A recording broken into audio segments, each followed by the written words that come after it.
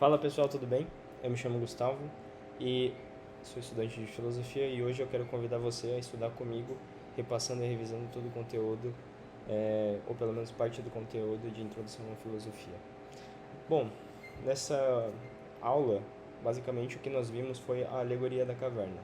A alegoria da caverna ela é um texto que está presente na República, que conta, que mostra a imagem, uma alegoria propriamente, é, de um povo, de pessoas que elas são aprisionadas dentro dessa caverna desde que elas são crianças. E elas nascem, crescem, ou melhor, elas crescem dentro dessa caverna.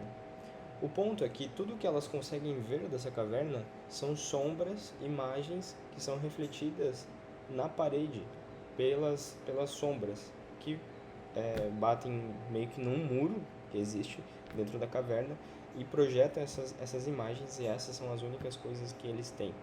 Outras leituras vão falar que tem uma rua ali dentro da caverna e passa gente, e aí gera outras imagens e coisas desse sentido.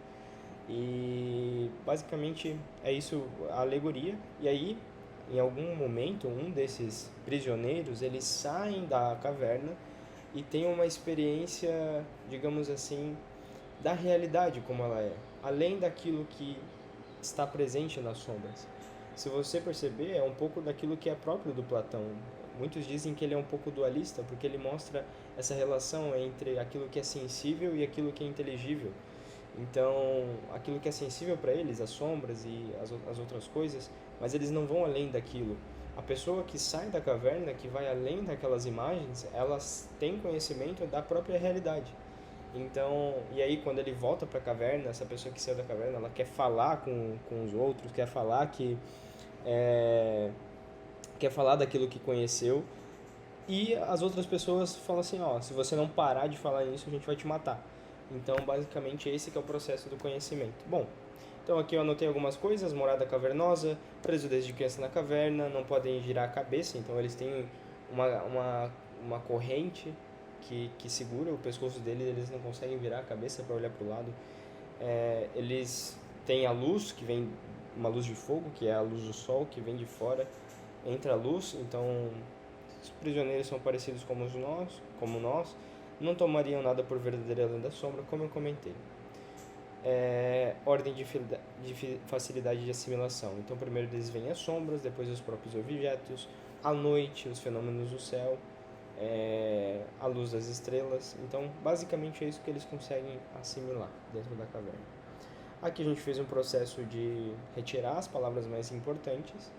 Então, as palavras mais importantes, as 10 palavras mais importantes que foram selecionadas no discurso que nós tivemos em sala foi sombra, luz, prisão, caverna, libertação, verdade, sol, contemplação, realidade e sofrimento. Então, basicamente essas foram as 10 palavras filtradas pela turma. E Platão, para a gente entender um pouco melhor, ele é um discípulo de Sócrates. Então o rapaz sai da caverna, acaba por adquirir o conhecimento, ele volta para a caverna e tudo que ele viu, ele fala para as pessoas e ninguém acredita nele. Nessa perspectiva, nós temos dois âmbitos, duas perspectivas. A primeira, que é o âmbito da aparência, que é a questão da sensibilidade, a dualidade que eu acabei de comentar. Então, basicamente, é aquilo que pertence ao mundo material, aquilo que eu vejo, aquilo que eu sinto, aquilo que eu... são os fenômenos sensoriais, aqui como diz no texto, né? Esses fenômenos sensoriais, eles são importantes para a nossa experiência. Porém, digamos assim, em um certo aspecto, o mais importante mesmo é o âmbito do verdadeiro ser, ou seja, do mundo espiritual, daquilo que vai além da nossa capacidade de percepção, da sensibilidade, que é conhecer aquilo que é propriamente verdadeiro, aquilo que é autêntico, a busca pela verdade, a busca pelas respostas do ser. Como eu disse, então, Platão ele tem uma perspectiva dual, né? De dualidade. O mundo real e o mundo material. O sensível, que é o empírico, aquilo que a gente experiencia, e aquilo que é o verdadeiro mundo ideal, a perspectiva do belo, bom, verdadeiro, fiel, então próximo da realidade. E para fazer essa estar entre esses meios, nós chamamos de essa mediação, que em grego se usa a palavra metaxi. Então, a mediação ela basicamente é o reflexo da verdade, o reflexo No caso, as sombras, por exemplo. As sombras, elas fazem o papel de mediação entre a sensibilidade, aquilo que eu vejo, e aquilo que é de fato real. Porque às vezes a sombra ela não é propriamente aquilo que é verdadeiro, mas ela também não é aquilo que é falso. Então se usa esse exemplo. Além disso, se comentou também na aula sobre o triângulo platônico para explicar um pouco sobre a questão da própria filosofia, em quais são os aspectos e percepções da filosofia. Então a filosofia ela se separa em três tipos, podemos dizer assim, de filosofia. A primeira é a filosofia do absoluto, do transcendente. Então nós temos aqui a teologia filosófica, a teodiceia, que é o estudo a partir da filosofia sobre a teologia, a própria teologia em certos aspectos. E um filósofo muito recorrente diante desse tipo de filosofia foi o Hegel. E a relação entre o absoluto e o ser nós chamamos de mediação, ou seja, as correspondências da realidade, que é a participação. Então, no ser nós temos um filósofo muito conhecido, que é Aristóteles, outro muito conhecido também, Tomás de Aquino. Então, eles observam propriamente a substância, o ser, aquilo que é metafísico, né? Aquilo que é ontológico, ou seja, aquilo que estuda o ser. E a relação entre o ser e o eu, que é o último tipo de filosofia, é a questão do transcendental, a filosofia do eu, muito próximo da psicologia, muito próximo daquilo que Kant queria fazer. E por fim, a relação entre o eu e o absoluto tem-se por nome a anamnesis, que é basicamente a recordação das coisas, né, da filosofia. Aqui eu anotei alguns outros tipos de pensamento. Então, a filosofia para Platão, ela tem essa relação de dualidade entre o sensível e o inteligível, a busca pela verdade do ser.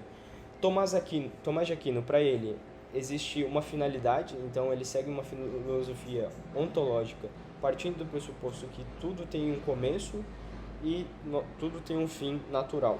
Então, se as coisas elas estão em constante movimento, precisou-se de um motor imóvel para que regesse essas coisas. Temos também Immanuel Kant, que para ele a ciência da máxima suprema, a ciência, a filosofia, ela é o máximo uso da supremo uso da nossa razão. Então, basicamente é isso para ele.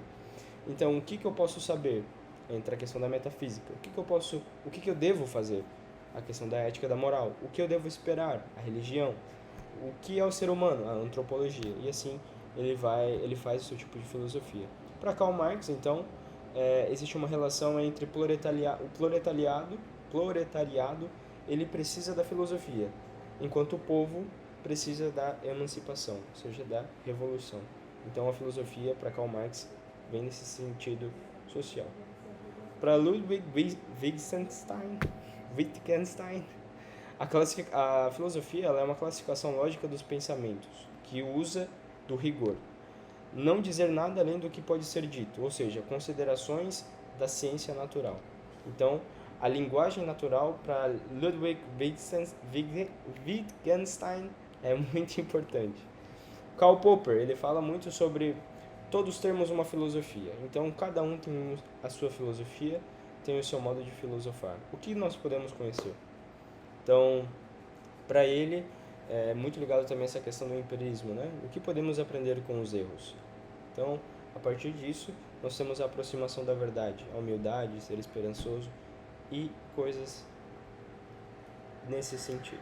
Basicamente, essa é acredito que é a última revisão oficial da matéria de introdução à filosofia, e nos próximos capítulos teremos outras revisões de lógica e de história da filosofia antiga.